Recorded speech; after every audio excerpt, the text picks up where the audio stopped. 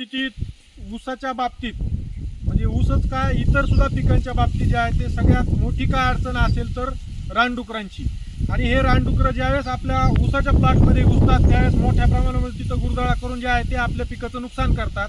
तर रानडुक्कर व्यवस्थापनाच्या अनुषंगानं शेतकरी महोदयांनी एक प्रयोग केला आहे. तो कशा पद्धतीनं सक्सेसफुल ठरला आहे, त्यांनी काय काय केलंय तर त्याची जी आहे ती माहिती आपण त्यांच्याकडून घेऊ.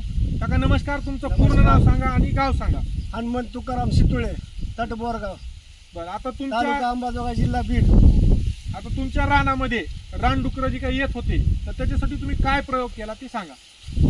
डुकरासाठी मी या ऊसाला झटका मशीन म्हणून ऑनलाईन पैसे भरून मागून घेतले. बर किती रुपये खर्च आला त्याला? हिला खर्च आला 10,500 रुपये, 10,500 रुपये. 3 एकरला. बर त्याच्यातून एक तार आणखी 1 एकर शिल्लक राहिली, मनी शिल्लक आहे 1 एकर. तार त्याच्यासोबतच आली होती का? सगळं येते. बर ही जी आहे तार जी आहे ती त्या मशीन सोबतच आली होती.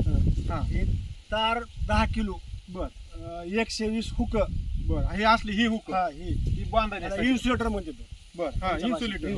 हो 120 या पद्धतीने बांधलेलं. ह्याला फक्त सुरुवातीला लई पानं जर लागले तर पानं काढून टाकायची. हे असे जळते पानं त्याच्यामुळे जे आहे ते आणि पानं एखाद दुसरं जर पान लागलं तर ते ऑटोमॅटिक वाळून जाते पान करंटनं. काढून. त्याला काही सुद्धा परिणाम होत नाही, बॅटरीला होत नाही ना कुठल्याला होत नाही, मशीनला होत नाही. तर अशा प्रकारे ही सक्सेस मशीन आहे. आता दुसरा विषय तुम्ही जे पानाचं म्हणतात तसंच गवत सुद्धा जे आहे ते येत आहे. तर गवत येऊ नये म्हणून तुम्ही काय केलं हे ही सांगा. फवारणी केली तणनाशकची. कडून जे आहे ते मेर एकाहत्तर मारलं. मिऱ्या कातर मारून फवारणी केली. बरं म्हणजे तण व्यवस्थापन करणं गरजेचं आहे. गरजेचं. बरं तर मग आता ही लावून किती वर्ष झाले तुमची? हे बघा 15 फेब्रुवारीला लावली.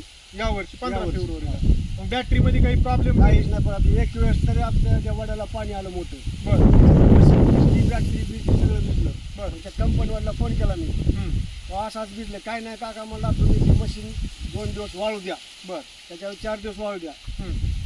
मी म्हणलं सगळा गाळत बसलाय मध्ये. मी म्हणलं पाणी धुवा, पाणी मारून. पाणी धुतला, 4 दिवस मशीन वाळू दिली, 5व्या दिवशी जोडली. बरं जशाच चालू आहे. मग आता हे रानडुकरं इकडं येते त्याची बाट एक सुद्धा नाही. आलं तरी धक्का बसतो की मागायला. आता हे चालू करायची टाइम पिरियड कसा आहे त्याचा? चालू करायचा टाइम त्याला मशीनला ऑटोमॅटिक 12 तासाचं 24 तासाचं बटन. बरं तुम्हाला 24 तास ठेवायचे असतं 24 तासाचं बटन चालू ठेवायचं. बरं 12 तास ठेवायचं तर 12 तास ठेवायचं. बरं माणसाला काही बाधा आहे ह्याच्या? माणसाला बाधा कुणालाच होत नाही, फक्त झटका बसते. बर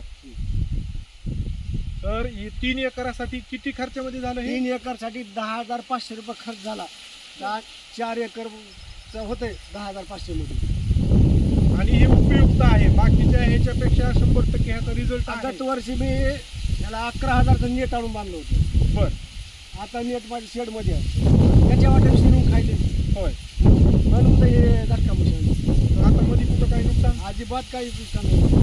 तर शेतकरी बांधवांनो, त्या शेतकरी महोदयांनी जशा पद्धतीनं झटका मशीनचा वापर इथं केलेला आहे अशा पद्धतीनं आपण जे आहे ते लांबके लावून आणि हे इन्सुलेटर लावून जे आहे ते जी आहे तार लावणे आणि ते मशीन लावणे आणि या माध्यमातून जे आहे ते इथं व्यवस्थापन आपण करू.